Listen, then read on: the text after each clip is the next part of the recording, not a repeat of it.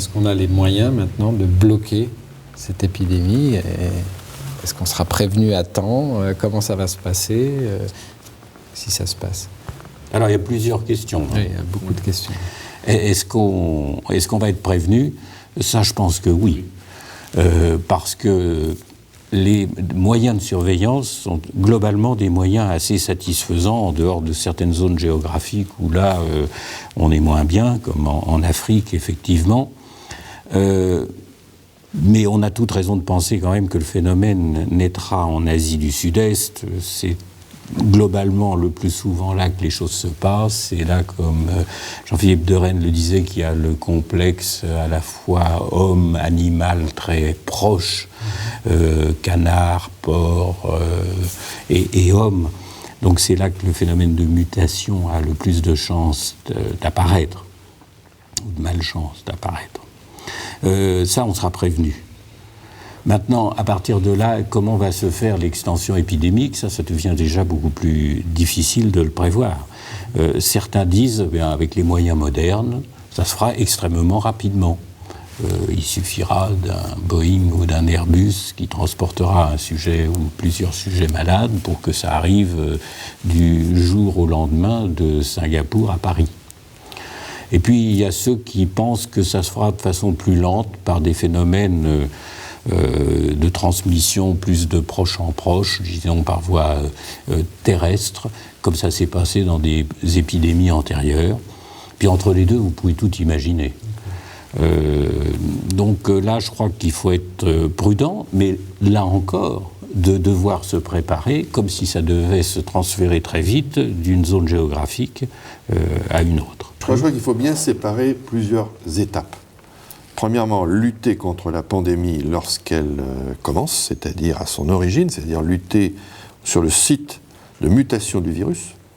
Ensuite, si on n'y arrive pas, lutter lors de l'arrivée initiale du virus dans notre société.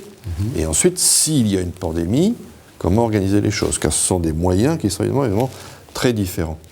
Alors, lutter contre l'émergence d'une pandémie, ça veut dire, repérer que dans un endroit, il y a des cas qui sont transmis d'homme à homme et d'une façon importante. Ce qui veut dire avoir les moyens d'intervenir à la fois par des moyens médicaux et des moyens sociaux. Les moyens médicaux, ça consiste à administrer de manière thérapeutique et préventive un antiviral. Concrètement, aujourd'hui, si c'était aujourd'hui, on ne dispose pour cela que de 2 antiviraux, qui sont le Tamiflu et le Relenza. Donc de les administrer à la fois aux malades et à tous ceux qui sont au contact avec les malades. Ça, c'est une chose. L'autre chose, c'est de restreindre les mouvements de population, voire quadriller complètement, comme on faisait autrefois au temps de la peste, c'est-à-dire quadriller un secteur et empêcher les gens de bouger hors de ce secteur. Ce qui immédiatement met en cause 2 choses, qui sont 1, le niveau de conscience que les gens ont de l'importance de la maladie, ce n'est pas le cas chez tout le monde, et 2, la structure économique, sociale et politique des pays.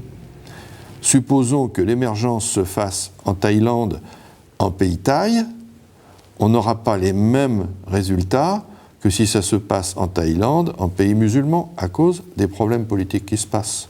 Si ça se passe en Chine, où tout est obscur, on ne sait pas ce qui se passerait. Si ça se passe chez les Karen de Birmanie, où il n'y a pas d'État qui s'oppose, on peut s'attendre au pire. Donc ça veut dire qu'on a là des scénarios qui vont être extrêmement divers en fonction du lieu éventuel d'émergence de ce virus. Deuxièmement, si ce virus est tué, c'est-à-dire si on arrive à empêcher cette émergence, rien ne nous dit qu'il ne va pas y avoir une émergence dans un autre endroit. Donc on est actuellement devant la problématique, une problématique d'incertitude, puisqu'on sait une chose, c'est que dans l'évolution des différentes souches virales, puisque le virus lui-même bouge, et il bouge en permanence, comme tous les autres virus, on a des souches qui sont plus agressives que d'autres. Par exemple, la souche dite Z est beaucoup plus agressive, c'est celle qu'on a en Indochine, dans l'ancienne Indochine, que la souche dite V, qui est au Japon et en Corée. La première a tué des hommes, la deuxième n'en a pas touché. Donc, et dans la souche Z, il y a des différents clones qui sont différents, etc., et qui sont plus ou moins agressifs, plus ou moins violents. Donc ce qui veut dire qu'actuellement, on est devant une incertitude, mais même si on arrivait à bloquer la survenue d'une pandémie à un endroit, rien ne dit qu'elle ne va pas redémarrer dans un autre endroit plus tard. Néanmoins, ça veut dire une chose, ça veut dire qu'il est important qu'une structure comme l'OMS dispose de la logistique suffisante, à la fois humaine et à la fois en termes de médicaments. Ça veut dire aussi qu'il y a un problème de coopération avec les États, mais ça veut dire aussi que les États représentent pour les populations concernées quelque chose de protecteur, et ce n'est pas obligatoirement évident. Donc voilà, on est déjà sur l'émergence, les difficultés face auxquelles on est confronté.